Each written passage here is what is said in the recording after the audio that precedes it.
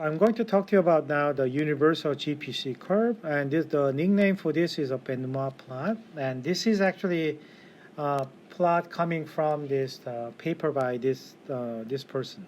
Okay, and this group is sick is actually a synthetic polymer chemist who are able to collaborate with the Benoit, and I think the Benoit is like a third author on this, or in this paper. It's a Journal of Polymer Science Polymer Letter edition in the 1967. And if you look at carefully, this is an elution volume, and this is a molecular weight multiplied by intrinsic viscosity. They use a different notation at that time, so I have to make sure this is a intrinsic viscosity multiplied molecular weight, and this is an elution volume. And then they have essentially look at the polymers of different kinds, polystyrene, and with sometimes a branched star architecture, PMMA, and the polybutadiene, and even different polymers. So they were able to find this polymer of different kinds. And then if you actually ever put this one as a molecular weight versus the elution time, it will be multiplying depending on the polymers that you are dealing with. But what you have is, this is a universal relationship, right? Elution volume is proportional to, is not molecular weight. If you correct the molecular weight, multiply by intrinsic viscosity, and then you will have really the universal line that coming to establishing this relationship, regardless of the chemical species that you have to here. So they start to come about. Okay, so molecular weight times the intrinsic viscosity must have a physical meaning, and the one that who figured this one out is one of the co-authors in this paper, and this plot is known as Benoit plot. Okay, if you know this is a little bit deep into the actually graduate level knowledges, but this Benoit plot was one of the breakthrough in understanding the polymer size or polymer behavior in solution. So if that was a discovery, and then they start to wonder what's the meaning of the molecular weight times the intrinsic viscosity. And luckily that there was people working on that problem separately before, and this is what is called the FloryFox equation. So it is intrinsic viscosity is some universal constant, and divide by m, and then r square 3 over 2. So this is a equation that what is known as a FloryFox equation, and that if I just put a meaning of the one that I'm used to, which is a radius of gyration, any size parameters was an r square, but now radius of gyration square to the 1/5 of the power, and then what is this one now is intrinsic viscosity is the quantity that is proportional to this one. Okay, so that's the equation that was developed, and then later we find out. Okay, what that means is this Rg to the cube, that is a volume of a single chain. There's a proportional quantities, and then there must be m times intrinsic viscosity. And then, so therefore, now we are using this volume as a quote-unquote size. And that's the meaning of this equation now. Okay? So so this one is now all of a sudden that proportional to the volume of the polymer single chain, And there's a reason why actually the scientists multiply molecular weight by its own intrinsic viscosity to get this value. And so that was an important breakthrough, that the meaning of elution time in GPC was understood in terms of the volume of a single chain, and that's the one, the experiment we can correlate that together, and that's really the experiment. And I want to also put a little concept about this. Do you remember I emphasize this overlap concentration is experimentally you can define it as 1 over intrinsic viscosity. And then now I'm going to actually give you another perspective of our overlap concentration. Okay, let's think about this polymer coil, and then I am going, we can say, okay, this must be like a little sphere, and there's a radius of gyration, right? So what this one itself has think about this little volume that showing up here, and this one has a molecular weight, right? Molar mass of M, and what you can have a meaning of concentration in this little sphere around this. So I might invite you to do that. Okay, just think about this: the red ball containing single polymer chain and per volume, right? So it is essentially, to remember it is a mass per volume. What is a mass for within these small spheres?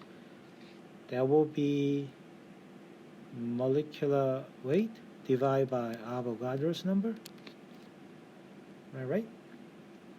And then, so that's a mass for one single chain, because we know if it is a 1 million gram per mole, means 1 million gram divided by Avogadro's number is a mass of one single polymer chain.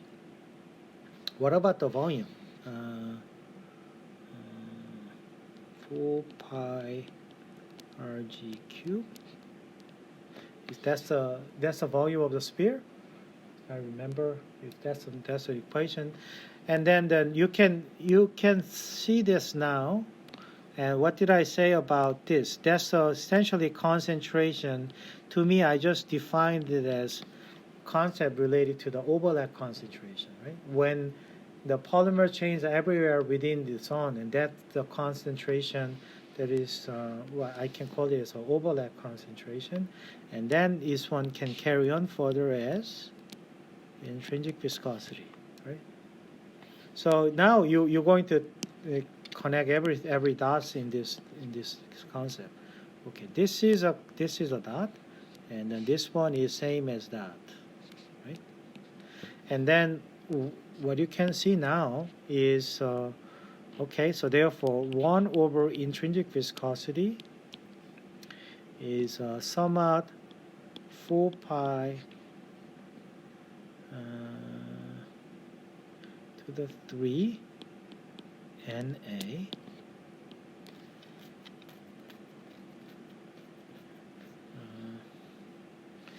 think it's so it's 1 over Na, right? So this is 4 pi 3 1 over Na. 1 over Na. Okay, so let me do this one now. 1 over Na, and then you ended up having here Rg to the 3 to the molecular weight.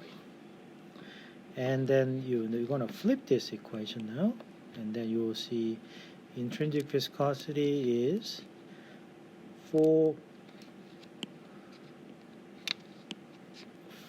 pi Na divided by 3, and then radius of gyration to the cube to the molecular weight. This is a big number, which is similar to the constant that you see in the FloryFox equation. So this is a very kind of crude way of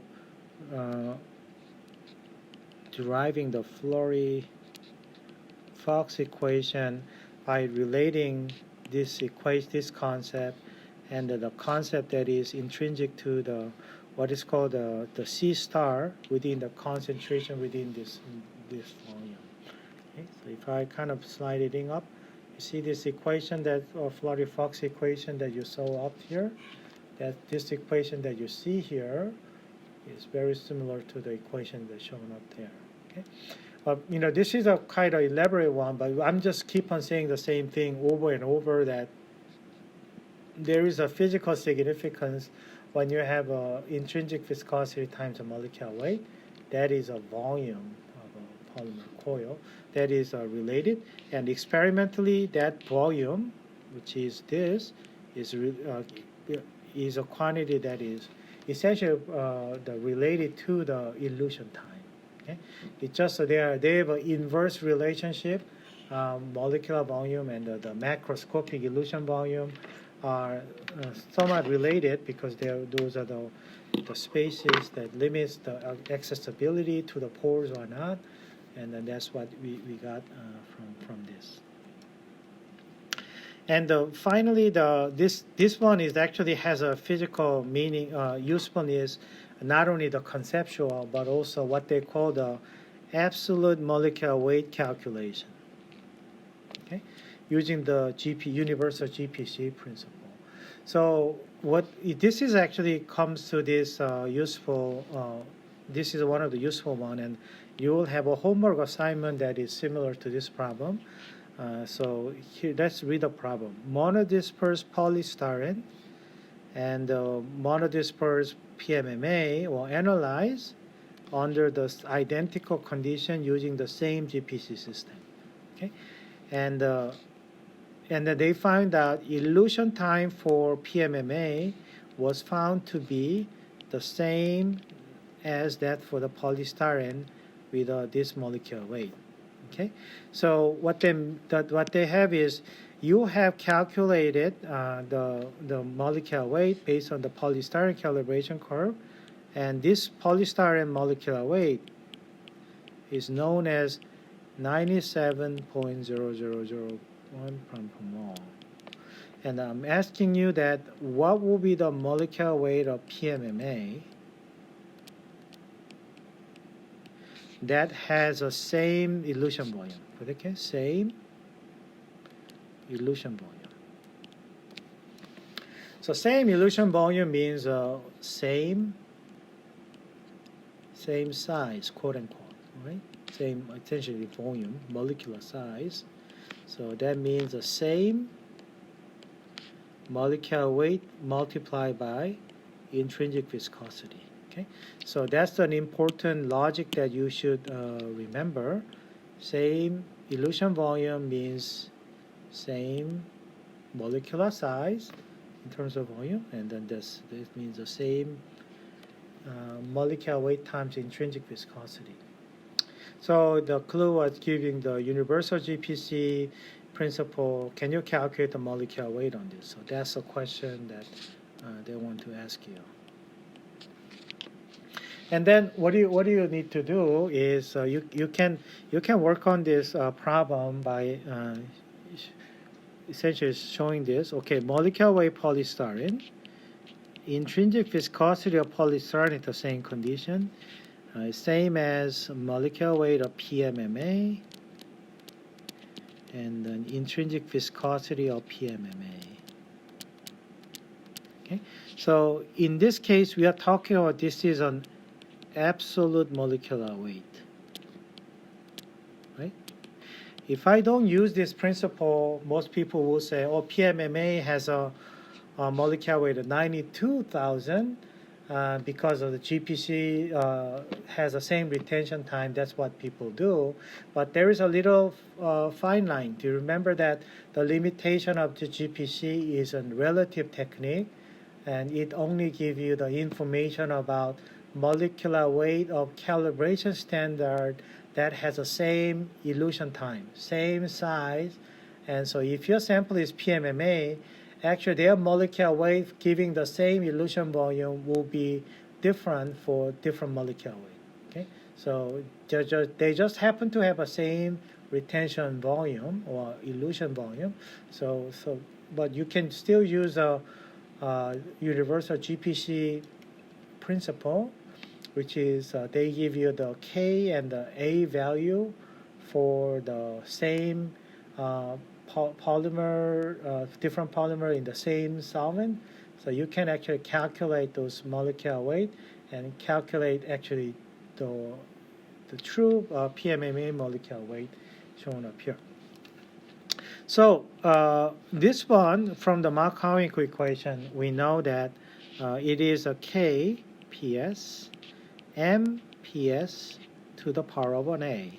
Okay, so A PS, okay, PS. And then I guess I'm just putting a lot of subscript notation. K times molecular weight of PMMA, MMA, and to the A times PMMA plus 1. So we want to, not a PMMA, and then if you multiply this by its own molecular weight of PS, multiply by its own molecular weight PS, and then therefore you will get this final equation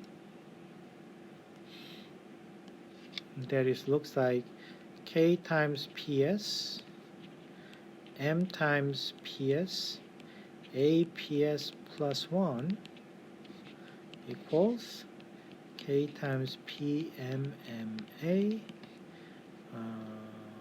molecular weight of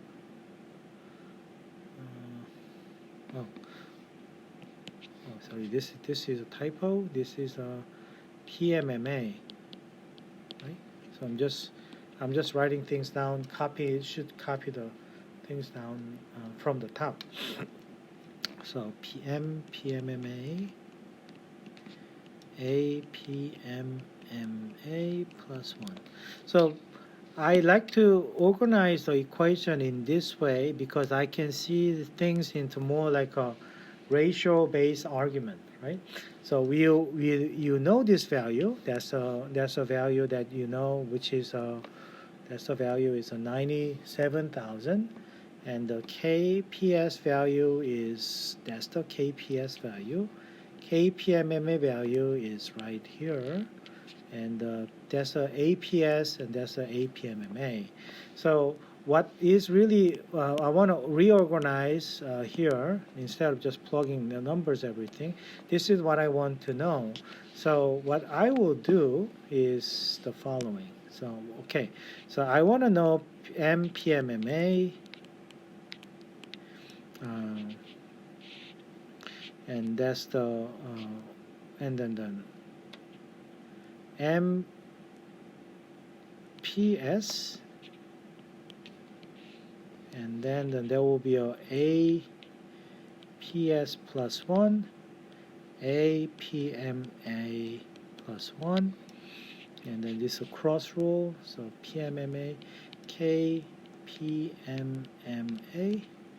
KPS.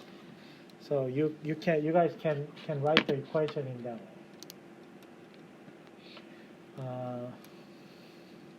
And then what you can do now is, okay, I finally wants this one only, so I am going to reorganize that equation to the following, which is MPMMA, and then I'll put this way. Okay, why don't I put this one first? KPS. That's a Markov equation parameter ratio for the same solvent for different polymers, and then this is a PS with a A to the PS plus 1. Okay, and so I just multiply this, and then all I need to do is get this one, and then to the power of APMMA plus 1, or 1 over it. Okay, so then I have everything in my hands now. So then I can just keep on writing this. KPS is 1.30 10 to the minus 2, and then 0.57 10 to the minus 2. The beauty of writing this in a ratio is you see this the numbers up there.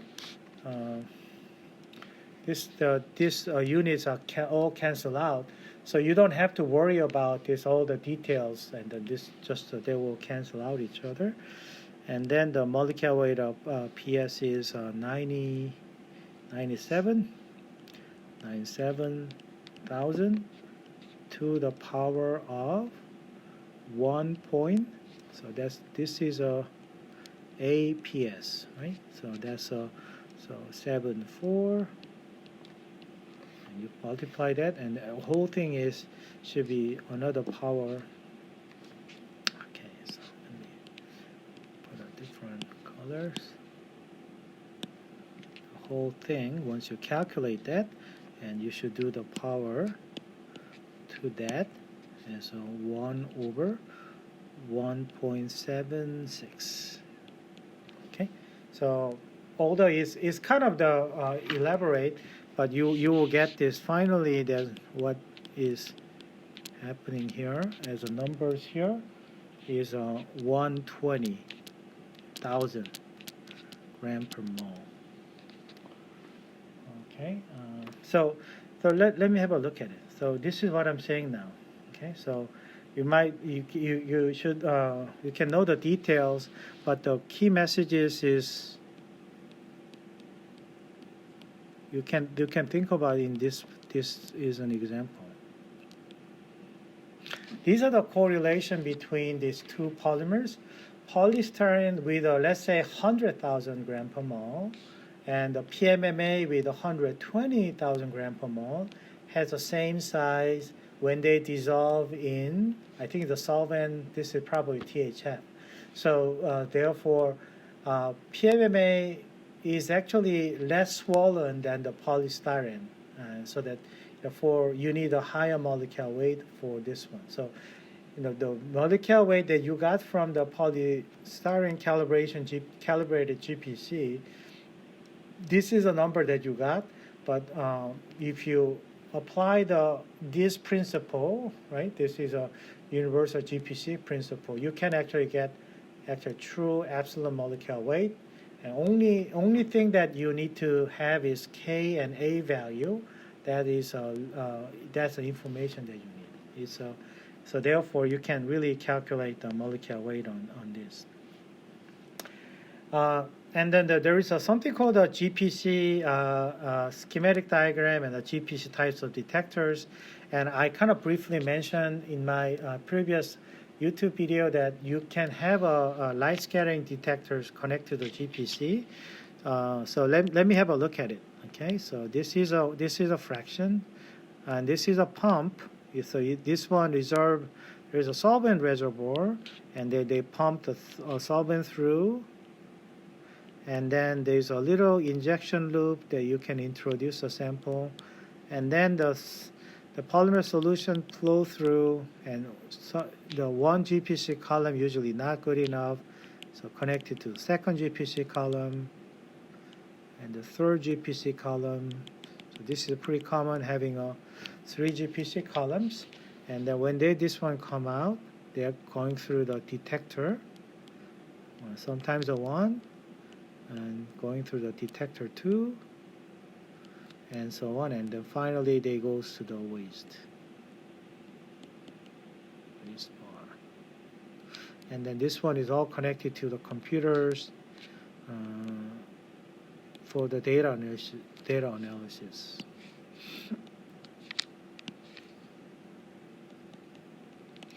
And the most common GPC detector is what is called the DNDC detectors, okay, or what they call the refractive index detectors. It's almost like a default that they want to use a refractive index detectors.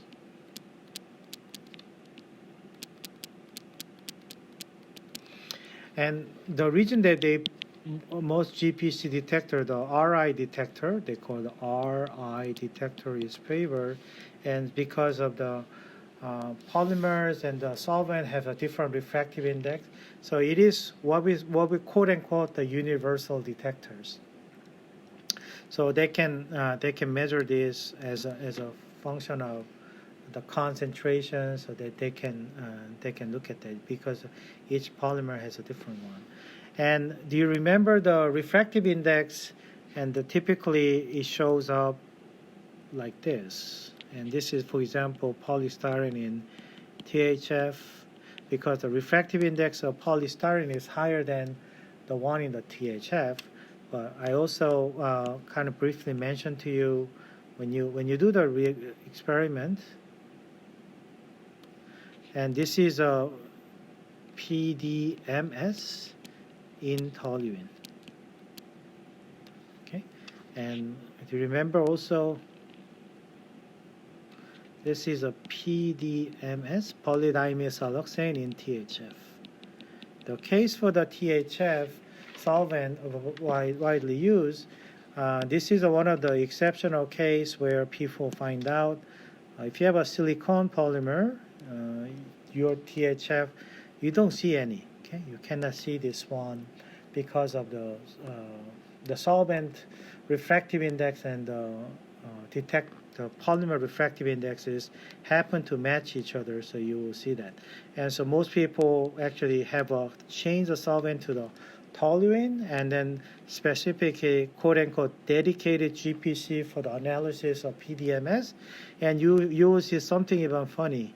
Okay, so you will see that actually refractive indexes deviate negatively from the baseline, and this is because PDMS has a lower refractive index, smaller refractive index, and then the toluene case. So this is because DNDC value is actually negative. Okay, so whereas this one, normal cases, this is a typically positive, and that's pretty common. But I will say this is an exception, and then I wanted to talk to you about that. So this is RI detector is quite common. But at the same time, this one will give me the concentration information of CI and your molecular correlation on the based on the retention time. You can get those relationships through the calibration line. But there is sometimes people putting a light scattering detector. This is a pretty expensive detector. You can do, but this gives you an option or I guess an opportunity to calculate the molecular weight based on the without essentially calibration. Calibration will give you the data, but this light scattering detector looks like any other normal GPC detector, and the RI detector, it has a little capillary line going through it, okay, and the solvent solution going through it, and the laser is shining through here. Okay, so I need a laser, and I think that they're using a helium laser. So they're essentially shining the laser through along the capillary direction. And then they have putting a bunch of detectors looking at the same position. So they put a detector looking at intensity. So it's more like you're not changing the angle. You're putting a detector that has looking at different angles from here. So from here, this is a theta, right? So you have a intensity measurement at different angles, and then you can measure the essentially you can do the essentially light scattering detection. And as you know, that will calculate the Rayleigh ratio, and also the optical constant is you have to put it in from the DNDC measurement data. You have to plug in all the values. And then what you can see here is each slices, they will give out this absolute molecular weight of each slices. Okay, so this curve that you've shown up here You remember the one that I argue that, okay, you will get the log molecular weight versus a CI, right? And they are individual data points. And this molecular weight, in a traditional sense, this molecular weight, in a traditional sense, let's say molecular weight polystyrene from traditional polystyrene calibration of GPC. Okay, so that's typically the case. However, if you have this multi-angle light scattering detectors, or you don't have to have a multi-angle, at least you have a light scattering intensity measurement and it's been calibrated for the Rayleigh ratio values. And then this one is actually from molecular weight from the light scattering, right? And that one is actually absolute molecular weight. And to make the matters even simpler, if you look at each slices, right? And each slices has essentially sort of mono disperse enough. Is actually you can have you don't have to worry about the molecular weight distribution. It is almost like a fraction. Each fraction mi is an absolute molecular weight, not based on the molecular weight from the polystyrene calibration. I hope this explanation makes sense to you. This is a little bit more going to a deeper end than I usually go before, but I hope to think about it. And this is actually when people use light scattering, that is much more common now to be used as one of the GPC detector. Not as a standing alone, the light scattering instrument. That's a little bit kind of getting old-fashioned now. Okay, so.